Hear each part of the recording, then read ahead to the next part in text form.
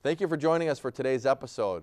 Today is all things Lake Orion High School. First off, we're going to welcome Real Talk, find out what that's about, followed by SOS. So please stay tuned for today's episode of Orion Now.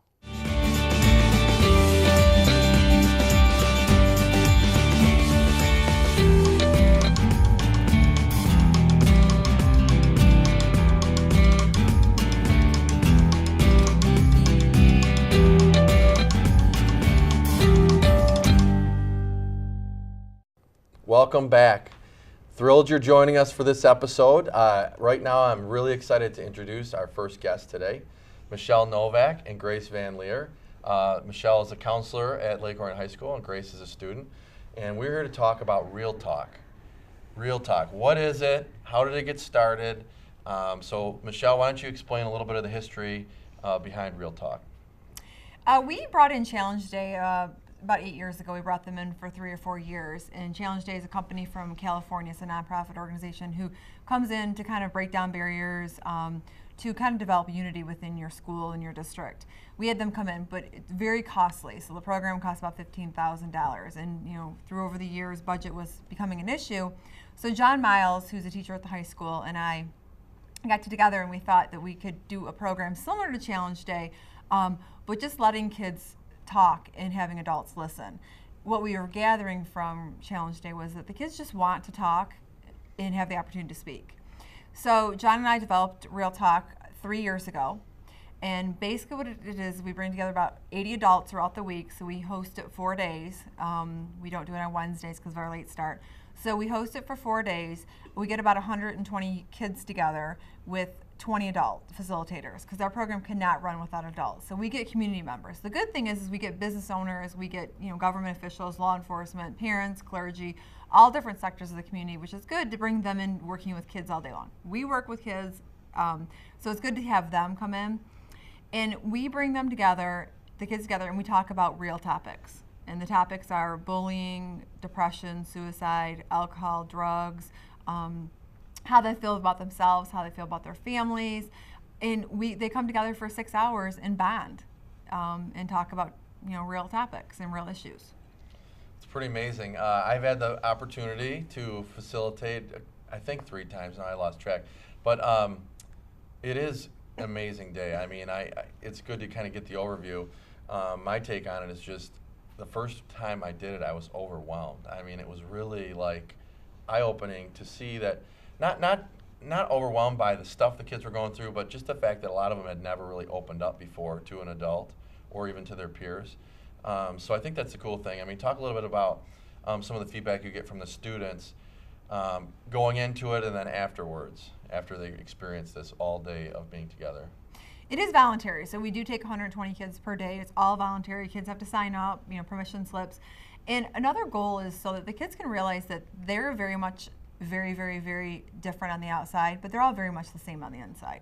Lots of kids are having the same kind of struggles, be it financial struggles, parents going through divorce, depression, alcohol abuse, things like that. So kids can kind of come together and they realize that when they walk down the halls and they see these kids or see their peers, that some of them are going through the exact same things that they are. Right. And our feedback is phenomenal. We've always did it just one time a year, and this is the first year. We did it in the fall, and then we did it again in the spring, which we just had it the week of April 22nd, because the feedback was so profound from the adults and the kids.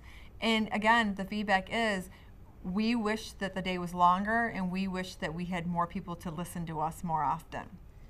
So that's why we did it twice this year. Very cool. Like I said, I participated in both of those, and I feel like I thought the same thing. The second time, maybe some of the students would think, we've already done this, and it was the same thing. Like, it was longer, the day was longer, and the students were like, at the end of the day, like, do we have to be done? All right, so Grace, you're here. So you participated this year, and you helped. I know you helped facilitate it as a student leader as well. So talk a little bit about your personal experience, and then maybe why you think it's important for students to have this opportunity. So basically, as a student, what I view as Real Talk is a day that you can go and either you listen to other people's stories or you listen to your own stories. You don't have to talk if you don't want to. I opened up to my group.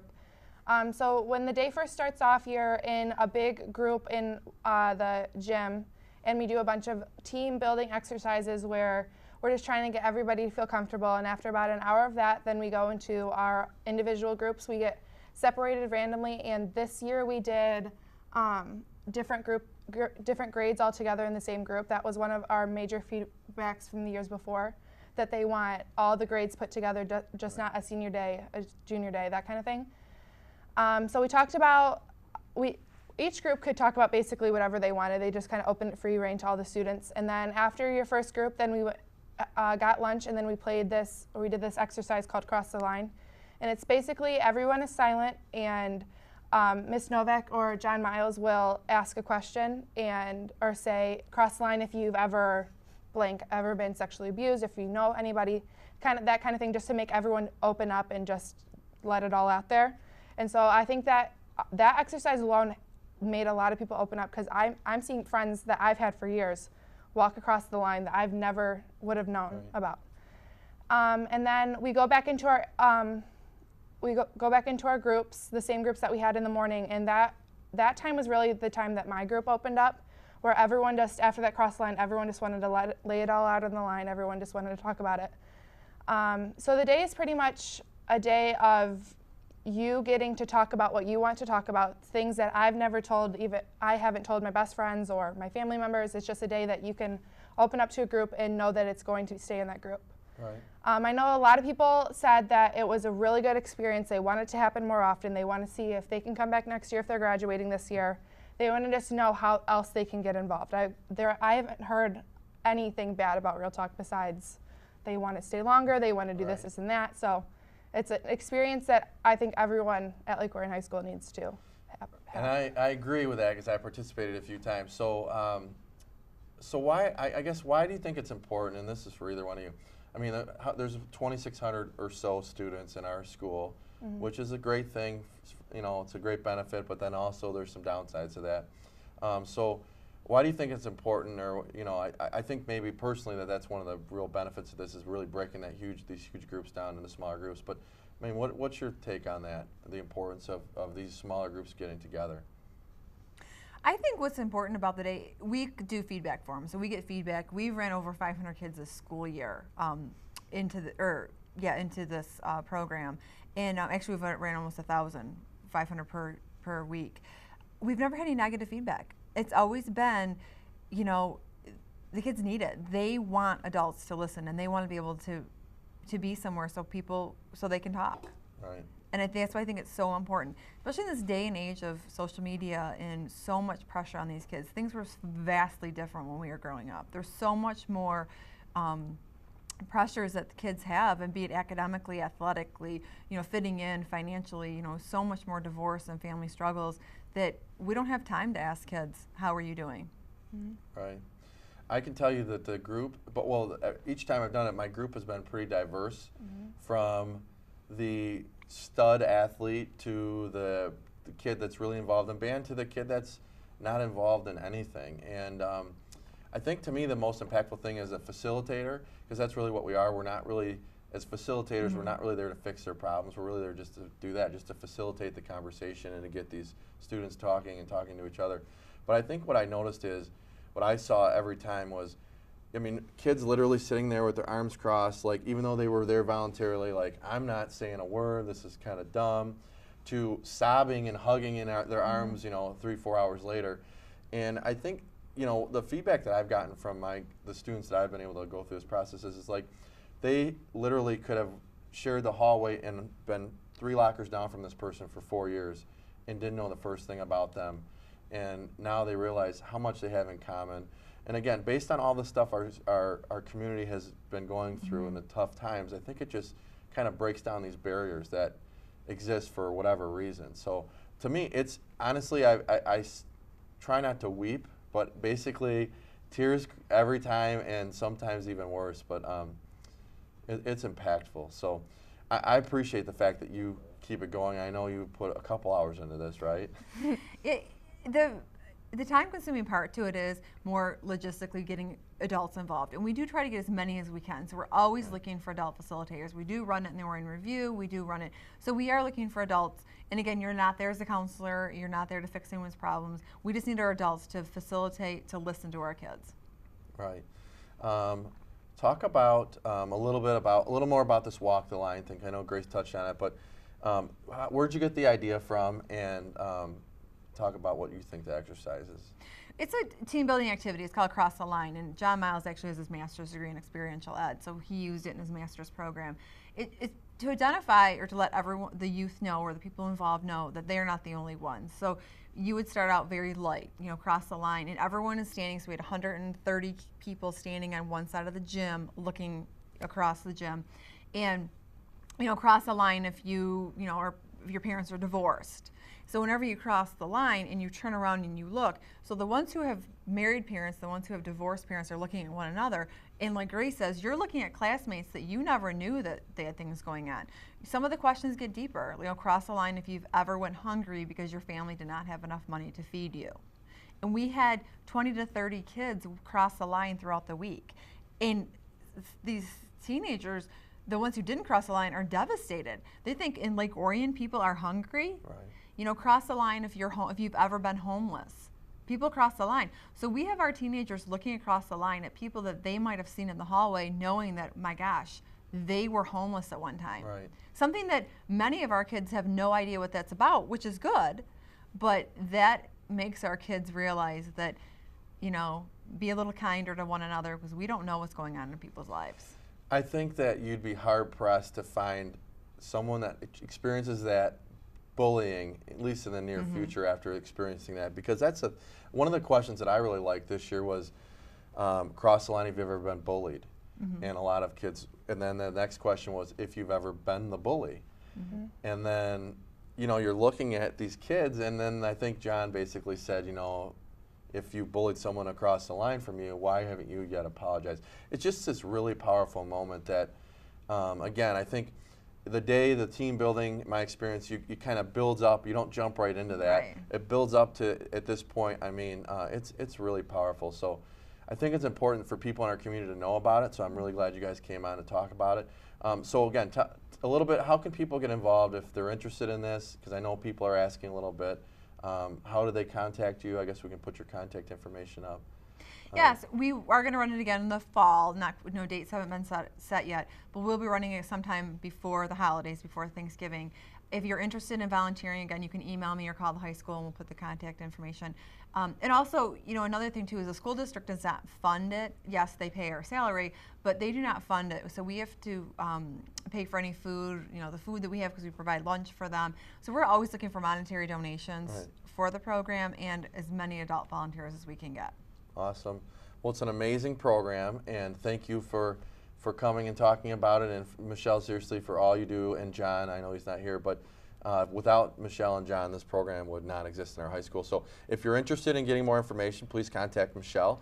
And also, again, I mean, it's an incredible program, and we need your support. So if it's something that resonates with you, please consider making a financial donation, or if you own a business and you can help donate lunch or things like that, we'd be happy to accept that as well. So that's it for this segment. Please stay tuned, come back. Our next segment will have a larger group here to talk about SOS. See you in a minute.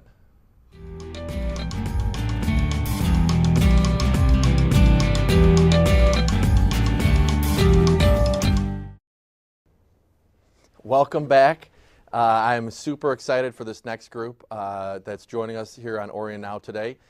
This is our SOS group, and so it's not a Mayday from a ship. This actually stands for Students Offering Support, and I have a group of our SOS students here joining us to kind of tell us a little bit about what they're up to and what they do. So I thought I'd start first by first welcoming you guys. Thank you for being here today on our show. You guys excited? Yeah. Michelle? All right. So thank you for being here. And I actually have had a lot of people ask me, there's a little buzz. You guys were in the newspaper not long ago, so there's interest about what you guys are up to. So I thought this would be a great opportunity to kind of clue people in. So first of all, Ashley was there from the beginning. She's since gone to college, but she came back to visit this summer. So tell us a little bit about how this all started and what it is. Yeah, or how it started, at least. Yeah, so we had a group of people get together, Carl Zukowski, George Edwards, Jake Burkle, Jarrett Gorman, Lita Seachy, and myself. And after all of the things that were going on in Lake Orion with all of the suicides, and we just wanted to pull the community together and say, how can we stop things like these from happening? And what can we do within the high school as far as prevention goes, and teaching different life skills. So we got this group of people together, and we had quite a few meetings, and we developed what we called the Go-To 5, which was basically 5 people that you can go to for anything at any time. And we wanted to have little cards with your Go-To 5 on it so that you just knew that those people were there for you, and those were people that you could always go to. Cool. So it was purely volunteer. How'd you decide to get involved? We were in a couple different organizations, and I had been in contact with George Edwards and Carl Zukowski down at Oakview Middle School. And so just with the connection to those couple of people, we decided that we wanted to do something to have a positive impact on the community. And so from there we just formed. I know there was quite a few other organizations that formed as well, and I think this is basically the result of the combination of organizations all coming together for the common purpose. Awesome. So fast forward a year, and that's kind of where we are, at least this school year. And so who wants to sort of explain to me now, from the start, which Ashley kind of described, to where you are now? Taylor, do you want, or Taylor, do you want to? I could start that one. So from where Ashley was at, we had about 12 kids now who were picked for various reasons, whether it be administrators or teachers that picked them.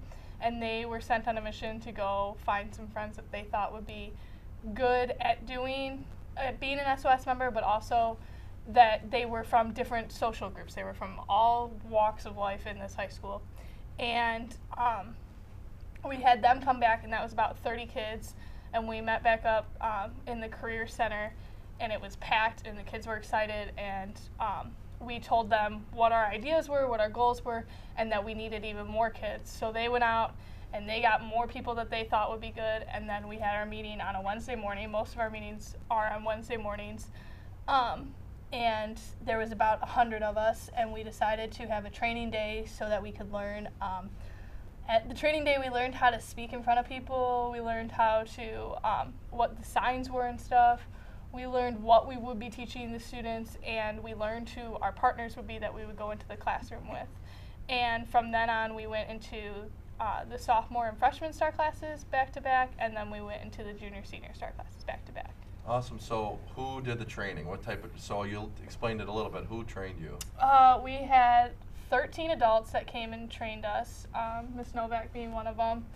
And we learned different various skills, but we also did team building, and we really became very close at this training. We became like a family and a support system, and throughout this whole experience we've helped each other a lot, but we learned just basic skills that we would need to be able to be good teachers to the rest of our students. Okay, awesome. So explain now, okay, so that was the training. Who wants to talk about, so what happened since the training? And what have you been doing since then? I'll talk about it. We do various meetings. We do Wednesday morning meetings, and we basically talk about the 2 lessons that we do. We have one lesson that's basically we're teaching the students how to get the word out there about suicide preventions and teens in crisis. And then the second meeting is all about the Go-To 5 card, which basically has the 5 people that you feel most comfortable or you feel like you could go to them in a time of need, whether it be a good time of need or a bad time of need. We just want to get the message out there that you do have people that will always be there for you, and you're never alone. So basically we do that, and then we have, after our first meeting, then we go straight into the auditorium with all of our SOS people and basically talked about how it went, what can we work on, what can we change for our junior, senior class. There was a lot of good Feedback. Yeah, a lot of good feedback, and we took a lot of advice from other people to say what we could do, what could we change from it, and then we moved on from that to do our second meeting, and then we moved on from that to do our junior, senior meetings.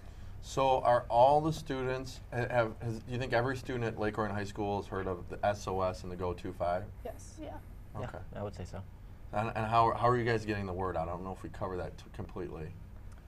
So how do you get the word out about what you're up to in the Go-To 5?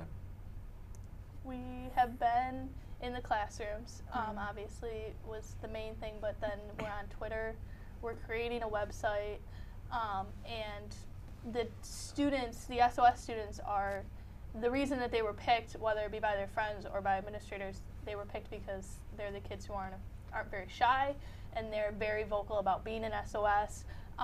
If there's an issue on Twitter or there's an issue on Facebook, a lot of times it's, well, maybe could you talk to an SOS member? Can we find somebody in my friend group that's an SOS member that I could contact them and get them? That's cool. I think the really neat thing for me, seeing it kind of evolve from the beginning, is that I really do feel like a lot of the different groups are included in it. I feel like it's not just the students that are in leadership or the students that are athletes. It's a really good mix. And so I know through the community I've heard a lot of good feedback. Tell me some of the things you guys have heard from your peers about this, and I know it's still pretty new. I think a lot of our peers think it's nice that we're looking out on social media, because a lot of them, a lot of the SOS members are looking out for warning signs or red flags that we see. So I think that a lot of them are comforted knowing that there's always someone looking out for them. Yeah, I thought it was really cool. Like after even our first lesson with the freshmen or sophomores, or our first lesson after with the juniors and seniors, I thought it was cool. Like on Twitter and Facebook and all the different social media sites that said this is something that needs to happen. This is a good thing. If anybody needs help, then I'm always here for you. I think that opened a lot of doors for people to go to people that need help, or they think they need help and they need to reach out to get them help. I think it just opened a lot of doors of communication for the different students. Right. I know that after unfortunate events that have happened in our community, Superintendent Marion Giannopoulos kind of started this committee, which was mostly adults, and I think the best thing that happened was really adding some students in and really getting their input, because a bunch of adults can try to fix students' problems, and I think that we realized, look, if we're going to be successful and reach the students, we really need to use the students. So I think that that's been, to me, that's been the biggest impact, is the fact that you guys are willing to kind of take the lead. Do you feel like you're getting enough training? Do you feel like the training you get is impactful, helps you? Oh yeah, absolutely. And I think you hit it right on the spot with, that we needed the kids, and I think the adults knew that, and they prepared us well enough. We had a day-long training, as I think Taylor mentioned earlier. At school, we got a day off school, and we prepared to bring the SOS message to the rest of our school, and I think we didn't have any problems with getting it out there. Yeah, and that's definitely what our staff I know likes the most, is because when we gave our presentation, we gave a presentation to the staff because for a while they had no idea what SOS was. We kind of kept them in the dark. And they found out what SOS was from a presentation put on by the students. And from that point, that was one of their main things, was we love that it's student run. We love that the students are the ones doing everything. Awesome. Okay, so you're kind of getting some momentum. Students are starting to hear about it. How many do people carry the Go-To-5 cards? I think so. Yeah, I mean, I know I got mine on me all the time. I know some of my friends. Let's see it. I'll pull it out. I got some of my friends, I know they have them in their wallet. I'm sure there's plenty of kids around the school that got theirs too. And I think when we went to Oakland University to do our presentation, got mine. Oh, that's a blank one. I have another one. To do our presentation. We'll put one on the screen so everybody at home can see, but right. Let's just check. Yep, he's that's got blank his. one? He's got one. There you go. Yep. So anyways, basically the card says, the card said on here, well, why don't you read what that says? Okay. I pledge to reach out to someone on my list anytime I need to talk. I will call for support in hard times, for advice in challenging times, or to celebrate good times. I will update my list whenever needed. I will always have 5 people I can go to. I need and deserve my go-to 5. Very cool. So again, this is something that the students really kind of came up with the wording, and it's awesome. So what happens, have you had any students in your classes that have a hard time putting one name on a piece of paper? Yeah. So what do you do there?